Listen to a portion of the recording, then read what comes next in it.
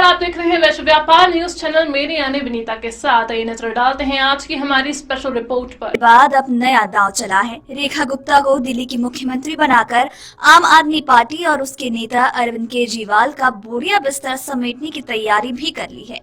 BJP के इस दांव से आम आदमी पार्टी को बड़े नुकसान होंगे। राजनीतिक विशेषज्ञों का ये मानना है कि इस दांव से केजरीवाल को दिल्ली की सत्ता से अरसे तक दूर रखने की रणनीति है। रेखा गुप्ता और अरविंद केजरीवाल में दो समानताएं हैं जो आम आदमी पार्टी के लिए नुकसानदेह साबित हो सकती हैं।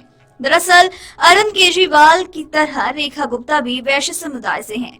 भाजपा को अक्सर बनियों की पार्टी माना जाता रहा है, मगर बीते कुछ समय से बीजेपी ने कारोबारी वैश्य वर्ग से एक तरह से दूरी बना रखी थी, जिससे इस वर्ग में कुछ नाराजगी थी। ऐसे में रेखा गुप्ता को दिल्ली का सीएम बनाकर बीजेपी ने उन्हें संतुष्ट करने की कोशिश की है और केजरीवाल को इस वर्ग से अब शायद ही वोट मिले। दरअसल भाजपा भले ही प्रचंड बहुमत से विधानसभा में पहुंच गई हो, लेकिन विपक्ष भी कमजोर नहीं है। आंदोलन से उपजी आम आदमी पार्टी के 22 विधायक सदन में होंगे। कयास लगाए जा रहे हैं कि आतिशी को नेता विपक्ष के रूप में आप पेश कर सकती है। ऐसे में सत्ता पक्षी महिला मुख्यमंत्री की विपक्ष को करारा जवाब देने में सक्षम होंगी। सदन में तू मैमे की स्थिति में सत्ता पक्ष अपने सदन के नेता को विपक्ष के सामने चुनौती दिलवाने में कामयाब रहेंगे, तो वहीं पूर्व मुख्यमंत्री अरविंद केजरीवाल खुद को दिल्ली का बेटा जरूर कहते हैं। उनका पैतृक निवास लेकिन हरियाणा में है और इसी तरह रेखा का मूल निवास भी हरियाणा ही है। इतना ही नहीं, केजरीवाल वैश्य समाज से आते हैं और इसी तरह रेखा गुप्ता भी वैश्य समाज से ही आती हैं। दिल्ली में इस समाज का वोट बैंक भी अधिक है। इस तरह से रेखा गुप्ता भाजपा के इस खांचे में भी ठीक बैठती हैं। इस तरह भाजपा ने वैश्य समाज को भी साधा है। दरअसल वैश्य समाज को भाजपा का कट्टर समर्थक माना जाता रहा है। रेखा को मुख्यमंत्री का चेहरा बनाकर भाजपा ने दिल्ली की महिलाओं और युवाओं में भी पैठ बनाने की कोशिश की है। तो वहीं भाजपा अपने चुनावी राज्यों में आधी आबादी को साधने के लिए महिला सम्मान योजना संकल्प पत्र में रखती है। दरअसल दिल्ली वालों से भी वादा किया गया है कि पहली कैबिनेट बैठक में महिला सम्मान योजना के तहत 2500 रुपए देने का फैसला लिया जाएगा। इसी तरह छात्र राजनीति से दिल्ली के मुख्यमंत्री तक का सफर करने वाली रेखा गुप्ता के माध्यम से भाजपा युवा वर्ग को भी साधने का प्रयास करेगी।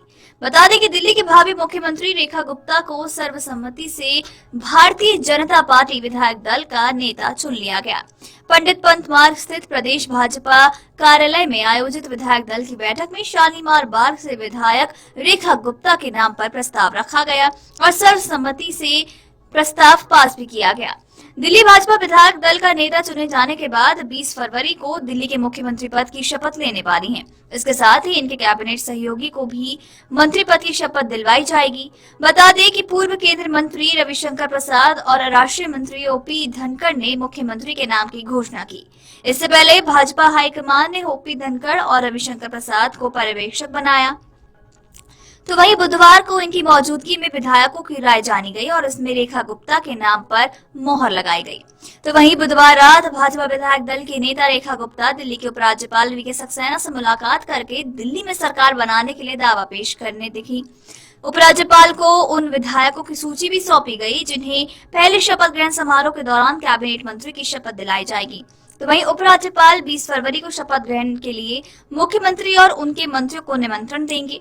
दिल्ली के सीएम की दौड़ में प्रवेश वर्मा, सतीश उपाध्याय, विजेंद्र गुप्ता, शिखा राय समेत कई बड़े चेहरे सामने थे, लेकिन आखिरकार बाजी रेखा गुप्ता ने ही मारी।